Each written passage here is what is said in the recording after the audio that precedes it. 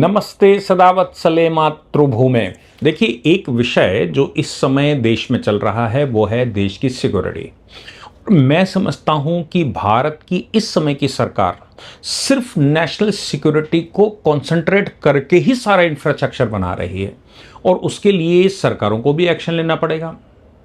इसमें एक बड़ा विषय सामने आया और वो विषय था हाईवेज। हाईवे के ऊपर महाराष्ट्र सरकार ने जो कल एक आदेश दिया और 60 दिन का अल्टीमेटम दिया। विषय क्या है ये समझें तो हमें लगता है कि हमारे देश में हम इस पर विचार कर सकते हैं और सरकारों को भी आगाह कर सकते हैं, सरकारों को पत्र लिखकर बता सकते हैं कि कहां गड़बड़ है। हम सब जानते हैं संवेदनशील क्षेत्र भारत में बहुत हैं। संवेदनशील क्षेत्र इसलिए बहुत हैं क्योंकि पार्टिकुलर कम्युनिटी की आबादी लगातार इस प्रयास में है कि भारत को कैसे दारुल इस्लाम बनाया जाए, भारत को कैसे कब्जा कर लिया जाए, भारत में कैसे मुगलिया सल्तनत स्थापित की जाए। इसको ध्यान में रखते हुए एक चीज जो ध्यान में आई 2014 से पहले देश भर के एक स्ट्रैटेजी के तहत, मैं वो स्ट्रैटेजी अक्सर बताता ही रहता हूं, उस स्ट्रैटेजी के तहत जो यहां पर लोग रोके गए थे पार्टीशन के बाद, पार्टीशन के समय पर उन्होंने एक स्ट्रैटेजी अपनाई और उनका फंडिंग भी बाहर से आया कि देश के हाईवेज घेरो। क्योंकि अगर देश के अंदर कत्लेआम शुरू होगा, अगर देश के अंदर गृह युद्ध जैसी स्थिति आ गई या फिर मैं कहूं कि रिलीजियस वॉर छिड़ गया तो फिर फोर्स आएगी। फोर्स कहां से आएगी? फोर्स ऊपर से बम गिरा नहीं सकती क्योंकि भारत में इजराइल जैसी स्थिति नहीं है। इजराइल में आप गाजा में मर्जी उतने बम गिरा दीजिए क्योंकि उनकी आबादी अलग है और इजराइल के अंदर की आबादी अलग है। वो भले ही हम ये कहें कि गाजा या फिलिस्तीन वो इजराइल का हिस्सा है, लेकिन इजराइल ने भी दो हिस्से बना रखे हैं। इसी पर हमेशा बात होती रहती है वहां पर कि भाई इसको एक स्वायत्त क्षेत्र बना दिया जाए, इसको एक देश टू नेशन थ्योरी आ जाए। जैसे हमारे यहां टू नेशन थ्योरी आई थी, लेकिन हमारे यहां टू नेशन थ्योरी का एक गड़बड़ी ये रही कि हमने टू नेशन थ्योरी के बावजूद पूरी की पूरी ट्रांसफर पॉपुलेशन नहीं की। वो बड़े समझदार थे और भारत के जो शासक बने वो बेवकूफ टाइप के थे। उनको लगा कि ह्यूमैनिटी के ग्राउंड पर ये सब देख लेंगे। और जो ह्यूमैनिटी की ग्राउंड बताने वाले लोग हैं यूरोप, वो देख रहे हैं कि यूरोप में क्या हाल हो चुका है ह्यूमैनिटी की वजह से। लेकिन भारत पिछले 1000 वर्ष से लड़ रहा है, इसलिए भारत में ये बात लागू नहीं होती। भारत के लोग समझदार होते हैं, पर उस समय के शासक, जब आजादी के समय जो लोग बैठे सत्ता पर, उनकी मति भ्रष्ट हो गई थी या फिर वो भी इस प्लान में शामिल थे, ये कुछ कहा नहीं जा सकता। लेकिन वो लोग रोके गए और ये हुआ कि मिक्स आबादी है तो मिक्स आबादी पूरे देश में भर जाएगी और जहां कहीं भी प्योर हिंदू आबादी होती है वहां 3 गुने पैसे में भी एक पार्टिकुलर समुदाय प्रॉपर्टी खरीदने को तैयार है, क्योंकि वो 3 गुने पैसे में वहां खरीदता है और खरीदने के बाद वो वहां एक प्रेयर हाउस बना लेता है, नमाज पढ़ना शुरू कर देता है, अड़ोस पड़ोस को परेशान करना शुरू कर देता है और फिर उस पे कब्जा करना शुरू कर देता है और लोग धीरे धीरे करके वहां से सिमटने लगते हैं। और लंबा समय, भले ही 20 साल 30 साल लगे आबादी खाली होने में, लेकिन मिक्स आबादी हो जाती है। ऐसा देश भर में, आप गुजरात को छोड़ दीजिए, गुजरात में मोदी जी की सरकार हुआ करती थी और उस सरकार ने क्षेत्र बना दिए थे। कोई भी किराएदार हिंदू मुस्लिम क्षेत्र में नहीं रह सकता, मुस्लिम किराएदार हिंदू क्षेत्र में नहीं रह सकता। आज वहां पर यह स्ट्रैटेजी है। या फिर आप मकान खरीद नहीं सकते, हिंदू आबादी के बीच में मुस्लिम मकान नहीं खरीद सकता। ये गुजरात की पॉलिसी, और मैं समझता हूं ये पॉलिसी पूरे देश में लागू होनी चाहिए कि भाई जहां पर जिसकी पॉपुलेशन है उसको अलग रखा जाए। उन्होंने, मुझे लगता है कि मोदी जी की जब सरकार वहां पर हुआ करती थी तो उनको इजराइल और फिलिस्तीन का हाल मालूम होगा कि आबादी अलग अलग है, इसलिए वो लड़ पाते हैं। हमारे यहां मिक्स आबादी है और अगर यह घर में कुछ दंगे होने शुरू हुए तो एयरफोर्स बम पूरी आबादी पे तो नहीं डाल देगा। आतंकी कैसे पहचानोगे? आतंकियों के घर कैसे तोड़ोगे? आतंकियों को गिरफ्तार कैसे करोगे? मिक्स आबादी है। जहां इकट्ठी आबादी है वहां तो सब कुछ हो सकता है, लेकिन जहां मिक्स आबादी है उसका क्या करोगे? और ये मिक्स आबादी में जाने की कोशिश पूरी करते हैं। इसके अलावा अब ये जो अगर ऐसा कुछ हुआ तो फिर फोर्स की आवश्यकता पड़ेगी। फोर्स हाईवे से आएगी और फोर्स कैंटोनमेंट बोर्ड से मतलब कंटोनमेंट एरिया से आएगी। तो आप पूरे देश में ध्यान दीजिएगा कि कंटोनमेंट एरिया जहां कहीं भी होगा, जहां कहीं भी मिलिट्री एरिया होगा, एयरफोर्स का स्टेशन होगा, उसके चारों ओर एक पार्टिकुलर कम्युनिटी की आबादी बस चुकी, वहां जगह पड़ी, नाले पड़े हैं, नदियां, वो तालाब पड़े हैं, वहां बस गए होंगे। उसका उद्देश्य यह है कि अगर कभी ऐसा हो तो इनको कैसे रोका जा सकता है। हाईवेज चारों तरफ देश भर के हाईवेज के किनारे प्रॉपर्टी खरीदना शुरू किया और हाईवेज पर अपनी दुकानें लगाना शुरू किया, ताकि वहां टोह ले सकें कि आखिर भारतीय सेनाएं कहां से जा रही हैं, भारत का सीएपीएफ कहां से जा रहा है, भारत का एडमिनिस्ट्रेटिव सेक्शन कहां से जा रहा है। ये 2014 से पहले चला। जब नई सरकार बनी तो उसने एक बात इंफ्रास्ट्रक्चर के नाम से पूरे देश में हाईवेज बनाने शुरू किए, नए एक्सप्रेसवेज बनाने शुरू किए और हाईवे और एक्सप्रेसवेज में इंफ्रास्ट्रक्चर में पैसा झोंक दिया, ओवरब्रिज बनाने शुरू किए, अंडरपास बनाने शुरू, कुल मिलाकर उसको। लेकिन वो बनाने की जो स्ट्रैटेजी थी, मैं महाराष्ट्र वाले विषय पर आऊंगा, लेकिन वो बनाने की जो स्ट्रैटेजी थी वो मुझे लगता है नितिन गडकरी को उसका सैल्यूट करना चाहिए। उन्होंने कुछ ऐसे हाईवेज बनाए कि भाई हर आज की तारीख में उन्होंने कहा हर 75 किलोमीटर पर एक एमिनिटी सेंटर होगा, परमानेंट एम्बुलेंस खड़ी होंगी और आप रोड पर जाते समय देखेंगे कि एक मतलब 50-50 मीटर या 50-50 फीट दोनों तरफ एक चौड़ा सा घेरा बना हुआ है। वहां पर सेंटर बनेंगे, कुछ एटीएम और ये वो लगेंगे या फिर वहां चार्जिंग पॉइंट बनेंगे। और आपने ये भी ध्यान दिया होगा कि हाईवे पर चलते समय सब जगह तो डामर रोड है, लेकिन कुछ हिस्सा आधा किलोमीटर 1 किलोमीटर आपको कंक्रीट का मिलेगा, कंक्रीट मिलेगा, ऐसा लगता है स्लिप डाली गई है।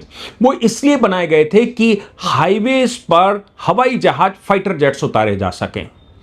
अगर इसके दो दो कारण हो सकते हैं, कभी युद्ध होता है और हमारे बेस खराब किए जाते हैं तो फाइटर जेट्स, पूरा देश बेस होगा, पूरे देश में हाईवेज पर हर 10-5 किलोमीटर पर ऐसा कुछ बना दिया गया है, 20 किलोमीटर 50 किलोमीटर जो भी क्षेत्र है वहां बना दिया गया है कि यहां पर प्लेन उतारे जा सके। एक चीज। दूसरी बात यह भी है कि वहां से अगर गृह युद्ध की स्थिति बनती है या फिर घर के अंदर कुछ गड़बड़ होता है या फिर दंगे फसाद की सिचुएशन बनती तो फोर्स वहां पर उतारी जा सके और वहां से आबादियों में घुसाड़ी जा सके। सरकार ने, केंद्र सरकार ने तो पहले से पॉलिसी बनाई है कि साल में 2 बार हाईवेज का ड्रोन मैपिंग होगा। कुछ इलीगल स्ट्रक्चर तो नहीं खड़ा हो गया, कुछ गड़बड़ तो नहीं हो रही, कुछ गलत तो नहीं हो रहा। और इसके अतिरिक्त उन्होंने यहां पर जो बेसिक एनिमिटीज के लिए या फिर जो मैं कहूं कि खाऊ सेंटर या कुछ खाने पीने के जुगाड़, ये सब करा। उसके दो पहलू हो सकते हैं। लोग कह रहे हैं कि ये बाकी का इंफ्रास्ट्रक्चर इसलिए उखाड़ रहे हैं क्योंकि इनको महंगे दामों में वो बेचना होता है और वहां पानी की एक बोतल भी 100 रुपए की मिलती है। एक तो तर्क ये है। दूसरा तर्क ये भी है वहां पर कि भाई ये इसलिए हटा रहे हैं क्योंकि ये हाईवेज ना घेर सकें एक पार्टिकुलर कम्युनिटी जिसके पास कोई काम नहीं है, 4 बीबी 14 बच्चे, और जब पैदा बहुत सारे कर लेते हैं तो फिर कहां जाएं? सड़कों के किनारे कोई पंचड़ बनाता है, कोई चाय बेचता है, कोई कुछ करता है, लेकिन वो आबादी है, वो आबादी ऐसी है जो कौए की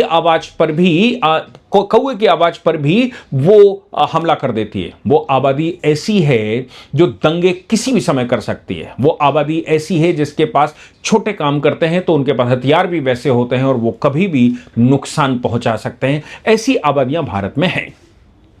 इसलिए केंद्र सरकार के हाईवेज, हालांकि मैं तो कहूंगा कि 2%, भारत के पूरे इंफ्रास्ट्रक्चर के हाईवेज केवल 2% है, लेकिन उस पर जो ट्रैफिक है वो 30% है।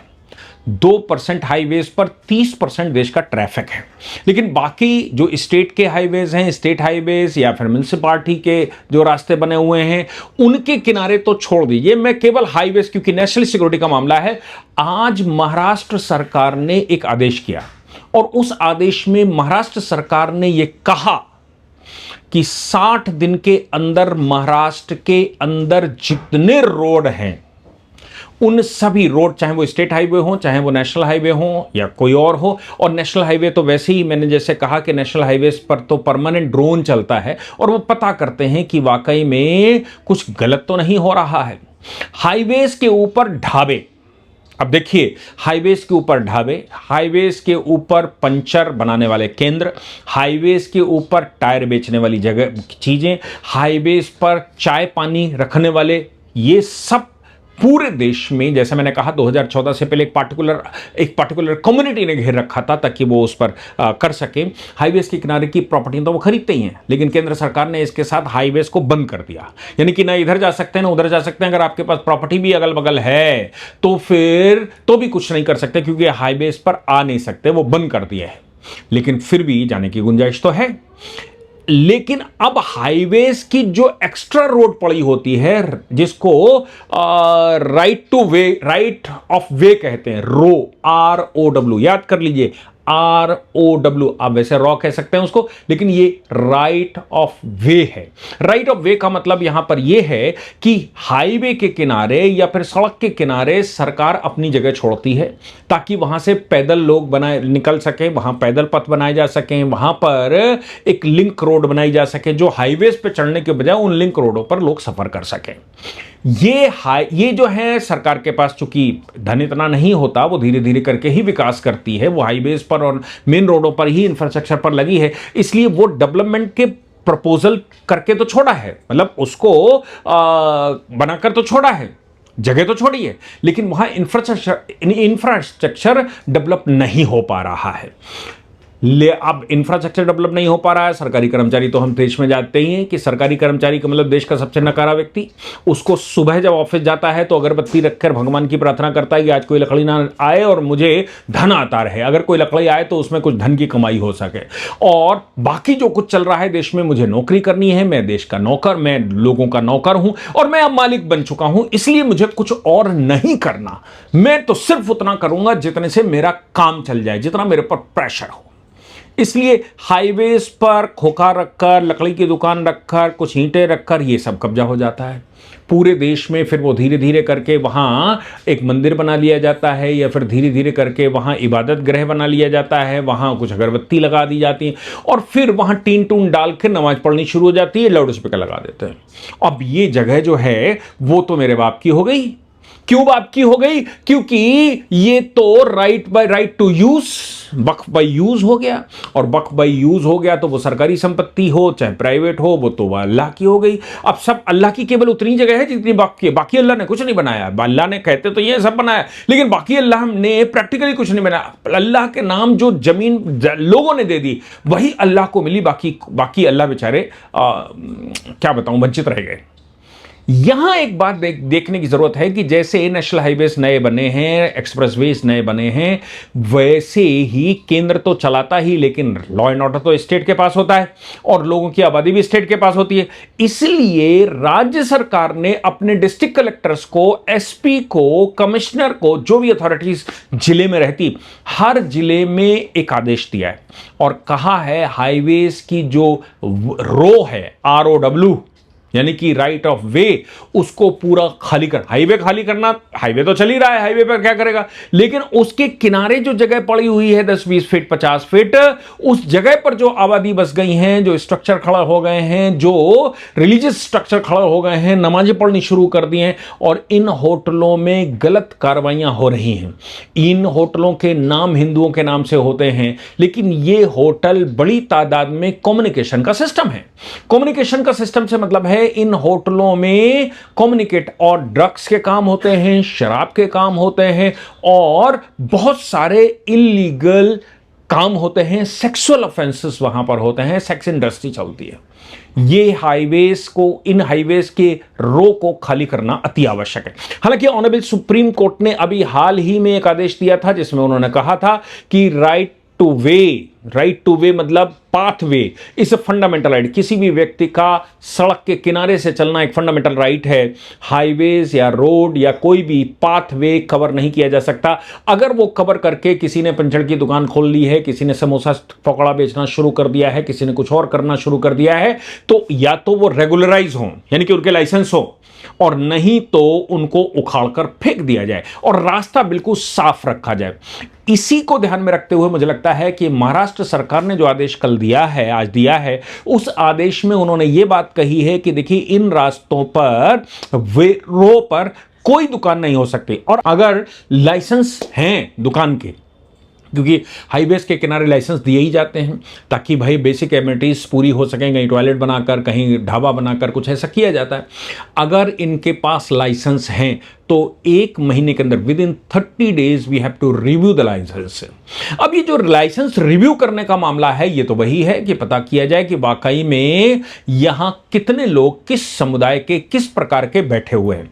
योगी जी ने कांवड़ यात्रा के दौरान इस तरह के कार्य किए थे और उन्होंने यह आदेश किया था कि हर एक दुकानदार को लिखना पड़ेगा कि उसके यहां कौन कौन कर्मचारी है और उनके ओरिजिनल नाम लिखने पड़ेंगे। हालांकि सुप्रीम कोर्ट ने उसको स्टे कर दिया था उस समय, लेकिन फिर भी पुलिस प्रशासन लगातार इंडिविजुअली हर होटल, हर दुकान पर जाता है और कहता है कि नाम डिस्प्ले करो, आप क्या क्या बनाते हैं ये डिस्प्ले करिए, आप कौन हैं ये डिस्प्ले करिए। सुप्रीम कोर्ट ने कहा रिलीजन डिस्प्ले करना जरूरी नहीं, लेकिन नाम तो बताना ही पड़ेगा आप कौन हैं, आप अपने कार्ड टांग कर रखिए आप कौन हैं, और पुलिस उनका क्रॉस वेरिफिकेशन करती है।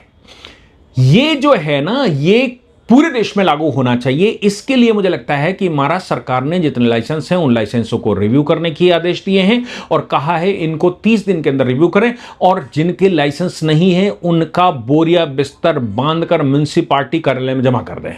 यानी कि उन स्ट्रक्चर्स को तोड़ दिया जाए, हाईवेज को पूर्ण रूप से खाली करवा दिया जाए, स्टेट वेज को खाली करवा दिया जाए, और राइट ऑफ वे जो साइड में जगह पड़ी होती है उस पूरे को खाली करवा दिया जाए और उनके स्ट्रक्चर साफ कर दिए जाएं। 60 दिन का अल्टीमेटम दिया है हर डिस्ट्रिक्ट मैजिस्ट्रेट को, हर डिस्ट्रिक्ट एडमिनिस्ट्रेशन को कि आप तोड़फाड़ कर उसको बराबर करिए। अगर नहीं तोड़फाड़ कर बराबर करते हैं तो आपके खिलाफ कार्रवाइयां हो सकती हैं। मैं समझता हूं कि यह महाराष्ट्र सरकार का आदेश ही नहीं, ये तो पूरे देश में लागू होना चाहिए। पूरे देश के में इस तरह का, चूंकि आप 14 बीवी करते हैं, 4 बीवी करते हैं, 14 बच्चे करते हैं और फिर हाईवे के किनारे पड़ी सड़कों पर छोड़ देते हैं, आप नाले के किनारे छोड़ देते हैं, नदियों के किनारे छोड़ देते हैं, जब सरकारी जमीन पर छोड़ देते हैं, किसी दूसरे की जमीन पर छोड़ देते हैं, फिर वो वहां रहकर रेलवे के किनारे के लाउड स्पीकर लगाकर अजान करना शुरू करते हैं, फिर कहते हैं कि हमको सताने वाले लोग हैं, हम तो अल्लाह की देन है, ये जमीन अल्लाह ने दी थी और अब सरकार हमको तोड़कर निकाल रही है। ये केवल और केवल एक रिलीजियस टारगेट करके कर रही है। हालांकि सरकार का जो आदेश है वो किसी हिंदू या मुसलमान के लिए नहीं। उन्होंने कहा अगर मंदिर भी है और अगर मस्जिद बनी है या फिर कुछ और मदरसे फलाने ढमाके बना रखे हैं तो सबसे पहला काम ये होना चाहिए कि जो रोड सरकार की जितनी है, अगर ये कहा जाता है कि सरकार की रोड 20 मीटर की है, 20 मीटर की रोड के किनारे 10-10 मीटर या 5-5 मीटर और ओपन स्पेस पड़ा है, तो वो पूरा का पूरा ओपन स्पेस जो रो है, राइट ऑफ वे है, या जहां पर सर्विस रोड बनानी है, जहां पर पाथवे बनाने हैं, जहां पर छोटे वाहनों के लिए बनाना है, जहां लोकल वाहनों के लिए बनाना है, उन सब को साफ करिए, उन सब पर। और आप याद रखिए, हाईवेज के ऊपर या फिर रोड के ऊपर, स्टेट ट्रांसपोर्ट रोड के ऊपर, इनके जो एरिया हैं वो सब इनक्रोच्ड हैं। आप हाईवे तो छोड़ दीजिए, हाईवे तो अब सरकार नए बना रही है तो वो घुमा घुमू के ले जाती है, लेकिन इनके किनारे जो सड़क पड़ी होती है उसको भी, जो सड़क, जो जगह होती है उस पर तो तमाम तरह के रिलीजियस स्ट्रक्चर और तमाम तरह के रिलीजियस प्रोपेगेंडा के लोग वहां पर बैठ गए हैं। सरकार का आदेश पूरे देश में लागू होना चाहिए और मैं समझता हूं हर राज्य सरकार को इस तरह का आदेश करके सफाई करनी चाहिए। अगर आपको आबादी रोकनी है तो आबादी का सबसे बड़ा साधन ये सुविधाएं देना बंद कर दीजिए। ये जो उनको लगता है कि नहीं ये सारी दुनिया उनकी है, अल्लाह ने भेजा है, अल्लाह पालेगा, जब उनको ये एहसास होगा कि भीख मांगने के अलावा कुछ और नहीं बचा पाकिस्तान की तरह, तब कहीं आबादी कम करना शुरू करेंगे। अदरवाइज सब कुछ आपने छोड़ रखा है, रेलवे की जगह, कंटोनमेंट की जगह, या फिर चर्च, या फिर मस्जिदों के किनारे, या फिर सरकारी हाईवेज के किनारे, नदियों के किनारे, नालों के किनारे, कहीं भी बनाकर खड़े हो गए और कीड़े मकोड़ों की तरह वहां रहने लगे। ये आबादी तभी कंट्रोल होगी जब इस पर कोई एक्शन होगा। मैं समझता हूं कि आज की देश की सरकारें जो 50 साल, 70 साल, 75 साल से करना चाहिए था, उन्होंने नहीं किया, वो आज करना शुरू हुआ है। भारत का भविष्य अच्छा दिखता है। आपके पास कोई प्रश्न रहता है, आपके पास कुछ ऐसा रहता है तो निश्चित तौर से कमेंट बॉक्स में लिखकर बताइए। आप हमको फोन मत करिए, आप हमारे यहां कॉल मत करिए। देखिए मैं बहुत व्यस्त व्यक्ति रहता हूं, हम पेड कंसल्टेंसी देते हैं। अगर किसी को कोई बात करनी है तो पेड कंसल्टेंसी होती है, हमारे ऑफिस में फ़ोन करेंगे और पेड कंसल्टेंसी होगी, नहीं तो आपका टाइम खराब होता है, आप हमारा टाइम भी खराब करते हैं। व्हाट्सएप तमाम ग्रुपों में हमारा नंबर जोड़ दिया होता है, वो कमर्शियल है भाई, मेरे बाल बच्चे भी पलने होते हैं, वो यहाँ मैं इंस्टीट्यूट चलाता हूँ, प्रैक्टिस करता हूँ, उससे हम करते हैं।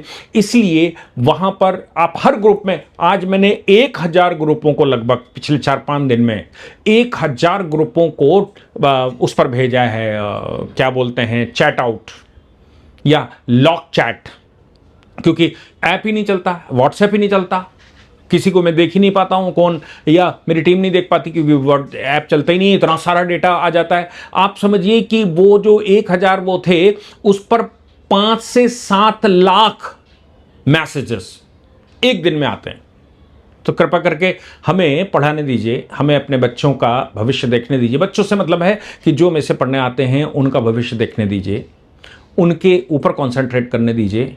आपको मैं विषय दे देता हूं पूरा, जो अपने पास रिसर्च टीम निकाल कर रखती है, उसके बावजूद आप सवाल करते हैं तो फिर वो पेड कंसल्टेंसी होती है। जय हिंद, जय भारत, वंदे मातरम।